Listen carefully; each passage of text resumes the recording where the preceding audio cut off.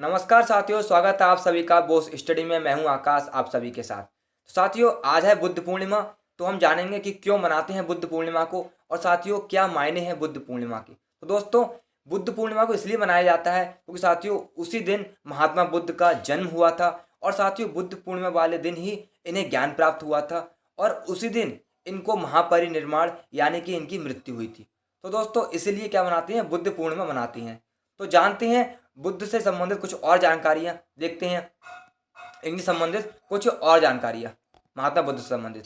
दोस्तों, बौद्ध धर्म के संस्थापक थे गौतम बुद्ध। कौन थे? बौद्ध धर्म के संस्थापक गौतम बुद्ध थे। इन्हें एशिया का ज्योतिष पूज्य भी कहा जाता है। साथ ही इनका जन्म जो हुआ था वो 563 ईसा पूर्व में लुम्बिनी कपिलवस्तु में हुआ था। कहाँ हुआ था? लुम्बिनी कपिलवस्तु में हुआ था, जो आज नेपाल में है। साथ ही बचपन में इनका नाम सिद्धार्थ था, और पिता का नाम क्या था? शुद्धोधन था, जो कि किससे थे? जो शाक्य वंश से थे। महात्मा बुद्ध इन्हें बाद में कहा गया, लेकिन पहले इनका नाम क्या था? सिद्धार्थ था। और इनकी माता का नाम क्या था? महामाया था।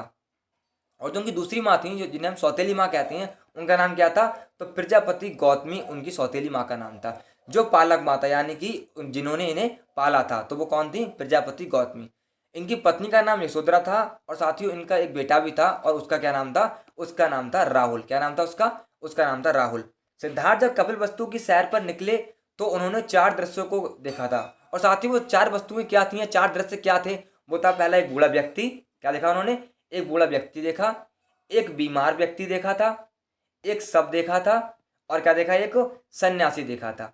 साथ ही उनके पिता चाहते थे कि सिद्धार्थ कभी भी बाहर ना जाए राजमहल से, क्योंकि उनको मालूम था कि यह जाएंगे तो इनका हृदय परिवर्तन हो जाएगा। और साथ ही वही हुआ। जब बुद्ध बाहर गए अपने सार्थक के साथ, तो साथ ही उन्होंने ये 4 चीजें देखी, और फिर उनका क्या हुआ?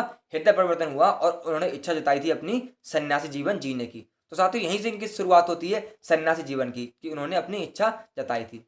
सत्य की खोज के लिए साथ ही उन्होंने 29 वर्ष की आयु में गृह त्याग कर दिया था। क्या कर दिया था? सत्य की खोज में गृह त्याग किया। कौन सी उम्र में? 29 वर्ष की उम्र में, जिससे बौद्ध धर्म में महाविनिष्क्रियमाण भी कहा गया। क्या कहा गया? महाविनिष्क्रियमाण। सिद्धार्थ के प्रथम शिक्षक जो थे वो अलार कलाम थे, और साथ ही द्वितीय शिक्षक जो थे वो थे रुद्र का रामपुत्र इनके शिक्षक थे।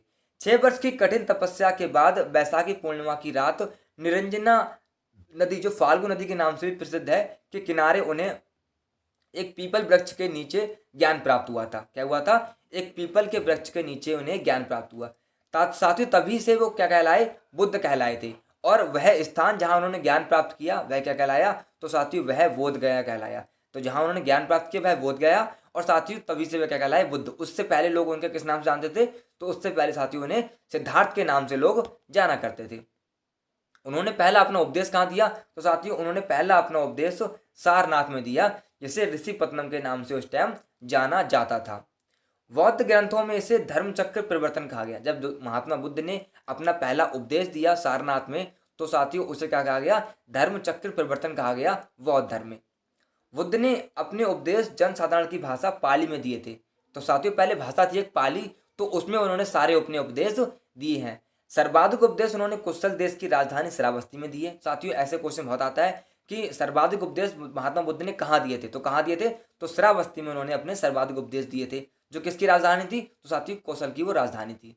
सारनाथ में उन्होंने संघ की स्थापना की थी, और संघ की स्थापना इसलिए की थी ताकि वह जो लोग थे जो अलग अलग संप्रदाय में बैठे हुए थे, तो उन्हें साथियों क्या कर सकें? एक संप्रदाय में एकजुट कर सकें। इसीलिए उन्होंने क्या किया था? संघ की स्थापना की थी। जो उनकी प्रथम महिला शिष्य थी वह उनकी माता थी प्रजापति गौतमी, जो उनकी सौतेली माँ थी जिन्होंने उनका लालन पालन किया था। वही कौन थी? उनकी प्रथम शिष्य बनी थी। 4 आर्य सत्य दिए थे साथियों महात्मा बुद्ध ने। और बुद्ध इन्होंने क्या क्या बताया इसके बारे में देखते हैं। देखो, इन्होंने कहा दुख, दुख समुदाय, दुख निरोध, और दुख निरोध गामिनी प्रतिपदा। यानी इन्होंने बताया कि समाज में सभी के लिए दुख है। अब दुख का कारण क्या है, दुख दूर करने का उपाय क्या है, और दुख के दूर आदमी कैसे रह सकता है, तो साथियों उसके बारे में उन्होंने क्या किया? 4 आर्य सत्य बताई। और दुखों से दूर रहने के लिए साथियों महात्मा बुद्ध ने अष्टांगिक मार्ग दिया, यानी कि 8 मार्गों का रास्ता बताया, जिससे साथियों क्या हो? जो समाज के व्यक्ति हैं वो दुखों से दूर रह सके। और वो कौन से अष्टांगिक मार्ग है? देखते हैं एक बार। पहला था इनका सम्यक दृष्टि। क्या था? सम्यक दृष्टि। इसमें इन्होंने बताया 4 आर्य सत्य में विश्वास करना। दूसरा, सम्यक संकल्प। सम्यक संकल्प का मतलब है मानसिक और नैतिक विकास की प्रतिज्ञा करना। तीसरा है सम्यक वाक, यानी कि हानिकारक बातें और झूठ ना बोलना। यानी कि इन्होंने खुद से बताया कि कोई भी व्यक्ति झूठ ना बोले तो वह दुखों से क्या रहेगा, दूर रहेगा। सम्यक कर्म, सम्यक कर्म में उन्होंने बताया हानिकारक कर्म ना करना, यानी कि कोई भी ऐसा काम ना करना जिससे हमें खुद को या समाज को हानि हो। सम्यक जीविका, स्पष्टता या अस्पष्टता हानिकारक व्यापार ना करना, यानी कि कोई भी ऐसा काम ना करना जिससे समाज को प्रॉब्लम हो। सम्यक प्रयास, अपने आप सुधरने की कोशिश करना, यानी कि स्वयं अपने आप को जानना और कोशिश करना अपने आप को सुधारने की। दूसरा कोई व्यक्ति आपको नहीं सुधार सकता जब तक आप खुद कोशिश नहीं करेंगे। सम्यक स्मृति, स्पष्ट ज्ञान से देखने की मानसिकता, तो साथियों और योग्यता पाने की कोशिश करना। तो दोस्तों पहले खुद कोशिश करनी चाहिए स्पष्ट ज्ञान प्राप्त करने की। जब हमें ज्ञान प्राप्त हो जाएगा तो साथियों हमारे दिव्य दृष्टि अपने आप से क्या होगी, तेज हो जाएगी। सम्यक समाधि और निर्वाण पाना, बौद्ध ने लास्ट जो बताया तो वो बताया था भगवान को समर्पित हो जाना, यानी कि निर्वाण पाना। लास्ट में क्या था, सम्यक समाधि। यह थे उनके अष्टांगिक मार्ग। अष्टांग मार्ग में बुद्ध ने बताया था जो हमने बात कर ली है। बुद्ध संप्रदाय अलग अलग भागों में क्या हुआ था, डिवाइड हो गया था। देखिए पहली बार बौद्ध धर्म 383 ईसा पूर्व में दो संप्रदायों में विभाजित हुआ था, और वह कौन से थे, स्थावरवादी और महासांगिक। स्थावरवादी जो थे वह परंपरावादी थे, और महासांगिक थे वह कौन थे, वह परिवर्तन ग्राही थे। उसके बाद साथियों क्या हुआ, चतुर्थ बौद्ध संगति के बाद जो बौद्ध संगति हुई थी, परिषद हुई थी, तो चतुर्थ बौद्ध संगति के बाद साथियों क्या हुआ था, फिर से बौद्ध धर्म दो भागों में बट गया। कौन कौन से थे वो, हीनयान और महायान। अब साथियों क्या हुआ, हीनयान में जब बढ़ गया तो हीनयान एक व्यक्तिवाद धर्म था। यह मार्ग केवल भिक्षु के लिए संभव था। जो भिक्षु लोग थे जो पीले कपड़े पहनते थे उनके लिए ही क्या था, संभव था हीनयान। हीनयान बुद्ध जी को या महात्मा बुद्ध को पूजा भगवान की रूप में ना करके केवल क्या मानते थे, एक महान पुरुष मानते थे। यानी कि जो हीनयान के लोग थे वो क्या करते थे, महात्मा बुद्ध को भगवान नहीं मान के केवल क्या मानते थे, एक उनको महापुरुष मानते थे। वह मूर्ति पूजा में विश्वास नहीं करते थे हीनयान के लोग। और बाद में हीनयान में साथियों क्या हुआ, दो भागों में बट गया। कौन कौन से, वैभाषिक और सौतांत्रिक। तो साथियों ऐसे आता है कि हीनयान कितने भागों में बटा, दो भागों में। कौन कौन से थे, वैभाषिक और सौतांत्रिक। उसके बाद दोस्तों क्या आता है, महायान। महायान में बोधिसत्व के मार्ग को भी संदर्भित करता है और अरहत की स्थिति को अधूरा मानता है। साथियों इसमें क्या हुआ, यह मूर्ति पूजा मानते थे, क्या करते थे, मूर्ति पूजा में विश्वास करते थे और मूर्ति पूजा करते थे। बाद में यह संप्रदाय भी दो भागों में विभाजित हो गया। कौन कौन से थे वो, चित्रमात्र और माध्यमिका, इन दो भागों में वह डिवाइड हो गया। साथियों बौद्ध धर्म के ऊपर तीन पिटक लिखे गए थे, कितने, त्रिपिटक, जिसे हम कहते हैं त्रिपिटक। तीन साहित्य थे इनके ऊपर, और किसमें थे, भाषा उनकी क्या थी, तो पाली थी। और पहला क्या था, विनय पिटक। विनय पिटक में साथियों किसके ऊपर आधारित था, तो ये भिक्षुओं के लिए मठ के नियम। तो साथियों जो मठ बनाए गए थे तो उसमें भिक्षुओं के क्या नियम हुआ करते थे उसके ऊपर आधारित था। इसके संपादन कौन थे, तो पाली, उपाली ने इसके लिखा था। अर्थ साथियों क्या था, इसका अनुशासन की किताब, यानी कि इसमें जो शासन था उनका, तो उनके पूरे अनुशासन के बारे में, बौद्ध धर्म के बारे में बताया गया था। किसमें, विनय पिटक में। फिर साथियों क्या आता है, दूसरा कौन था, सुत्त पिटक। इसमें साथियों क्या था, बुद्ध के उपदेशों का संग्रह, जो महात्मा बुद्ध ने अपने उपदेश दिए थे उसके बारे में अगर कोई पूछे तो साथियों किसमें मिलता है, वह सुत्त पिटक में मिलता है। इसके संपादन कौन थे, तो आनंद, आनंद ने इसको लिखा था।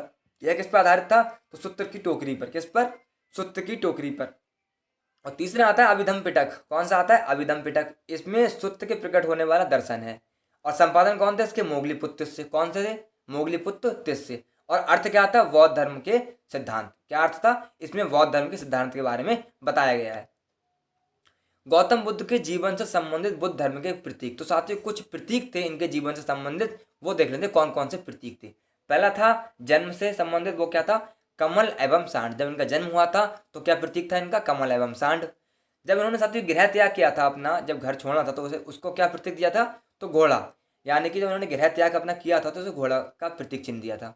फिर ज्ञान प्राप्ति, जब उन्होंने ज्ञान प्राप्ति की थी तो उसका जो प्रतीक चिन्ह था वो था पीपल का पेड़ या बोधि वृक्ष। तो साथियों वहां उन्होंने ज्ञान प्राप्त किया था पीपल के पेड़ के नीचे, इसीलिए उनका प्रतीक चिन्ह क्या था, ज्ञान का पीपल। पहला उपदेश साथियों उन्होंने कहा दिया सारनाथ में दिया था, और उसे कहा क्या गया, धर्म चक्र परिवर्तन कहा गया। तो इसीलिए इसका प्रतीक क्या था, पहिया। निर्वाण साथियों इनका क्या था, पद चिन्ह। और मृत्यु क्या थी, मृत्यु जो इनकी थी वो थी क्या थी, स्तूप। तो साथियों ये क्या थे इनके, यह इनके प्रतीक चिन्ह थे किसके, गौतम महात्मा बुद्ध के। महात्मा बुद्ध की साथियों मृत्यु कब हुई थी, 80 वर्ष की आयु में 483 ईसा पूर्व कुशीनगर में हुई थी। और साथियों कुशीनगर कहाँ है, तो उत्तर प्रदेश में स्थित है कुशीनगर, जिसे बौद्ध धर्म में महापरिनिर्वाण भी कहा गया। तो दोस्तों गौतम बुद्ध की जो मृत्यु हुई थी तो बौद्ध धर्म में उसे कहा क्या गया, तो साथियों उसे गौतम बुद्ध के उसमें बौद्ध धर्म में महापरिनिर्वाण कहा गया। तो साथियों ये था बौद्ध धर्म से संबंधित कुछ तथ्य जो मैंने आपको बता दिया।